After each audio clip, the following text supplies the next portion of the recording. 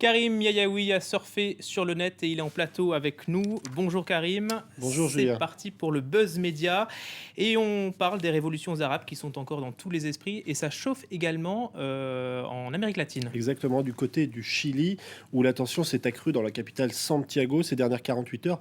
Près de 900 personnes ont été interpellées au terme d'une journée de protestation qui a touché la capitale, mais aussi plusieurs villes du pays.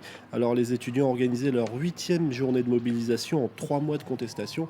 Et c'est vrai qu'on n'en parle pas énormément dans les médias. Heureusement Pourtant, que vous êtes là. et évidemment, on est là pour ça. Étudiants lycéens étaient dans la rue pour réclamer des moyens accrus pour l'éducation. C'est un petit peu le point faible du Chili, qui a longtemps été considéré comme un pays plutôt stable économiquement. Mais le président Pinera n'a jamais été aussi impopulaire. On est bien loin des pics de popularité lorsque ces fameux mineurs chiliens avaient été libérés. En tout cas, c'est bien différent. On en parle un petit peu plus dans les médias. Notamment, je vais vous montrer la une du New York Times.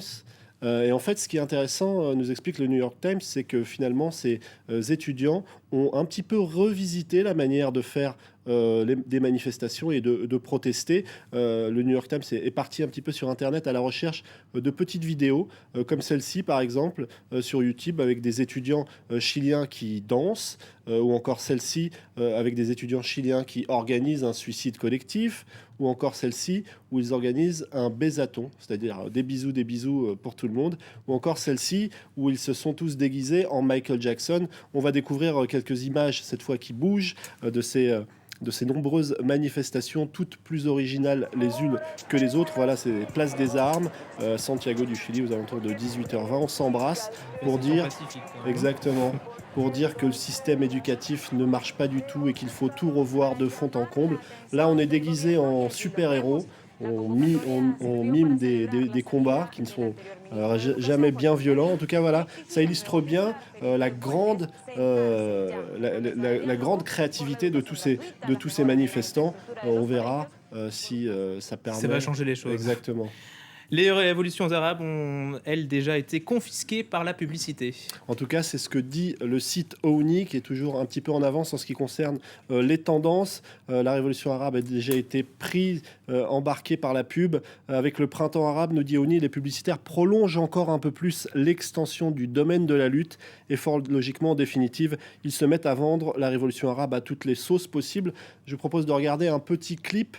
C'est celui d'une célèbre marque de boissons qui fait des bulles, dont je ne citerai pas le nom, qui met en scène une jeunesse courageuse qui s'emploie à chasser les nuages qui planent au-dessus de l'Égypte, des nuages qu'ils vont réussir à faire partir petit à petit finalement pour laisser apparaître la place Tahrir.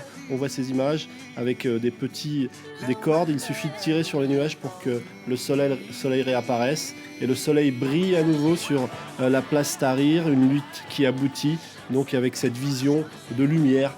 Évidemment, on a bien compris que c'était très facilement récupéré. D'ailleurs, le clip s'appelle Demain soit plus beau.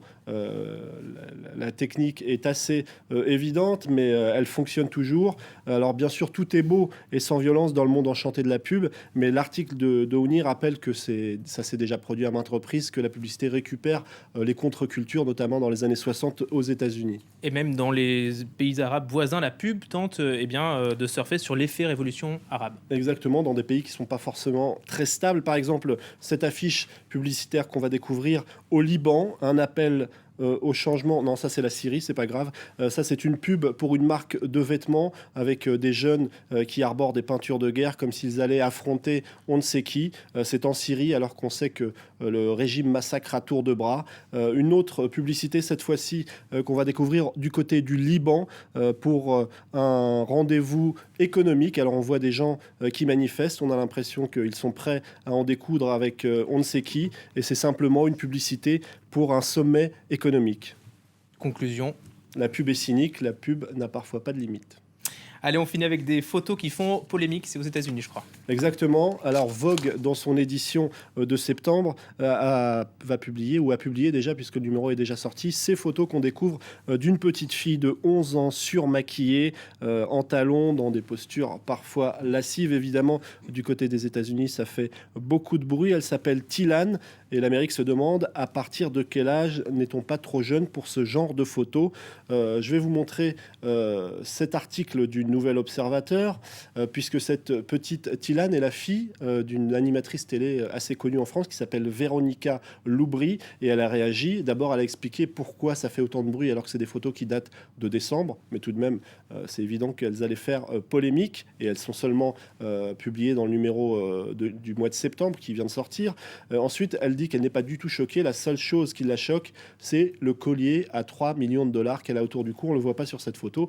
En tout cas, je vais vous montrer une dernière photo qui remonte à il y a bien plus longtemps. C'était Brooke Shields. On est au milieu des années 70, et cette photo, elle n'est pas dans son intégralité, mais elle est très maquillée. Elle est nue dans son bain. Elle a 10 ans. Et cette photo a été prise avec l'autorisation de sa mère. Brooke Shields l'a amèrement regretté. J'espère qu'il n'en sera pas de même pour la fille de Véronica Loubry. On comprend que ça fasse polémique aux États-Unis. Merci beaucoup Karim Yayaoui pour ce tour d'horizon sur Internet. Restez avec nous tout de suite, le journal de 22h30.